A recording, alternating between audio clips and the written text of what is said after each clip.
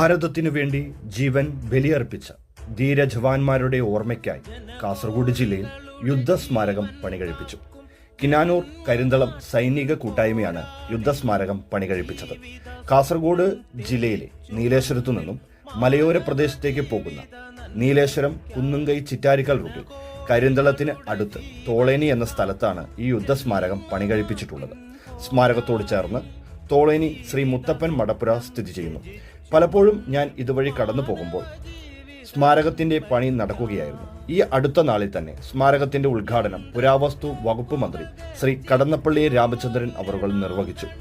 കഴിഞ്ഞ മാസം ഓഗസ്റ്റ് 15-ാം തീയതി 79-ാം സ്വാതന്ത്ര്യ ദിന ആഘോഷത്തിന്റെ ഭാഗമായി വിപുലമായ പരിപാടി സൈനിക കൂട്ടായ്മയുടെ നേതൃത്വത്തിൽ ഇവിടെ നടന്നിരുന്നു. മാതൃഭൂമിയുടെ സംരക്ഷണത്തിനായി ജീവൻ ബലി നൽകിയ ഇന്ത്യയുടെ ധീര ജവാന്മാരെ ഓർക്കുന്നതിനും അവരുടെ വീരകഥകൾ ഓർത്തെടുക്കുന്നതിനും ഒരിടം. ഇതുവഴി കടന്നു പോകുന്നവർ ഒന്നിവിടെ ഇറങ്ങി നിങ്ങളുടെ മനസ്സുകൊണ്ട് ഇത്തിരി പൂക്കൾ സമർപ്പിച്ച നമ്മുടെ ജീവനും സ്വത്തിനും സംരക്ഷണം നൽകി ജീവൻ ബലിയർപ്പിച്ച ധീര ജവാന്മാർക്കുള്ള ആദരവായിരിക്കും. ജയ് ഹിന്ദ്.